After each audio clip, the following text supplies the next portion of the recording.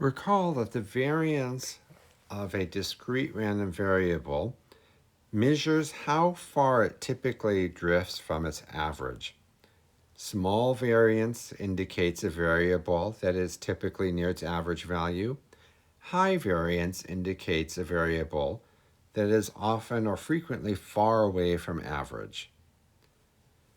In the discrete setting, the formula for variance was given by the following sum. This corresponds to the expected value of x minus the mean squared. In the continuous setting, sums become integrals. The definition that you see on screen here is actually the same expected value that I just said in the discrete setting. It's the expected value of y minus the mean squared, which is computed by the following integral. I've used the symbol mu to denote expected value. This is common notation, but you may not have seen it before. One of the handy tools for computing variance in the discrete setting was that variance can be found by looking at the expected value of your variable squared and then subtract the mean squared. That works just as well in the continuous setting as it did in the discrete setting. I'm going to look at a variance computation here, and I'll start by using the formal definition, the integral of y minus the mean squared. So consider the PDF 2y between 0 and 1.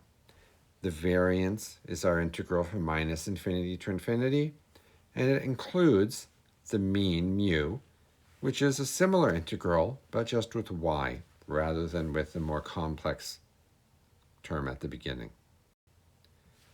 In order to evaluate this integral, it's always helpful to draw out a number line and remind ourselves that the PDF is defined outside of this interval too. We had 0 up to 0, then that little piece that was 2y, and then nothing afterwards. So when computing the average, well, in the past, I've written all three pieces, but as you may have noticed, the parts that had probability 0 always drop out. So I'm just going to write out the term that matters here, which is from 0 to 1. I would still suggest you write out the full number line at the start.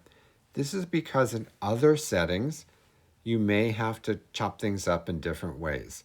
For example, when you are finding the probability of an interval using the PDF, it's important to be reminded that you might not use the entirety of one region. You might have a bit of a 0, a bit of a 2y, there might even be another term. So the number line construction at the start when working with continuous variables is a good habit to keep, but not absolutely necessary. Going back to our problem, we're integrating only over the non-zero region. Expectation considers all real numbers.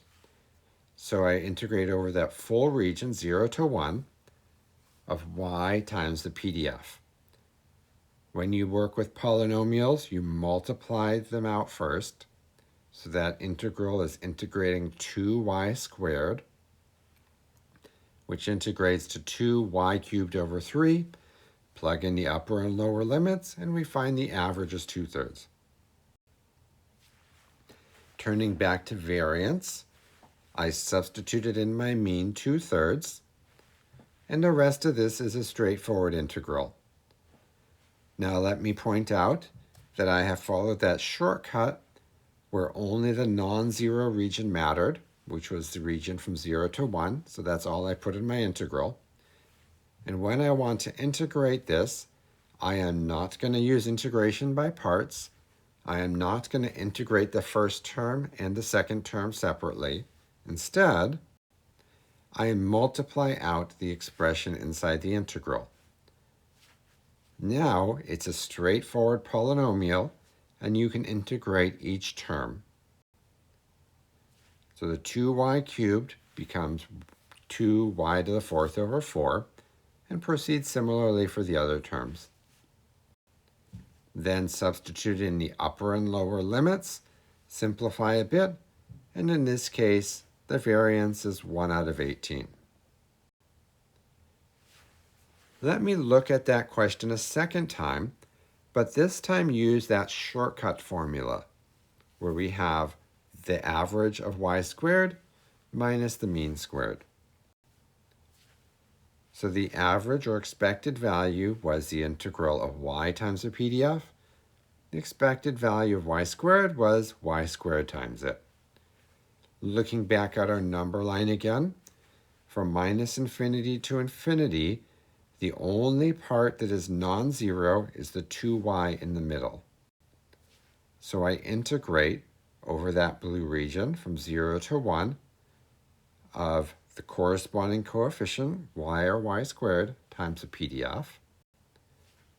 Multiply that out, and then do polynomial integration. For example, y squared times 2y becomes 2y cubed. When you integrate that, you get 2y to the 4th over 4. Plug in your upper and lower limits, work your way across, and now we have the mean, and we also have the expected value of the square. That's all you need to plug into the red or shortcut formula for variance.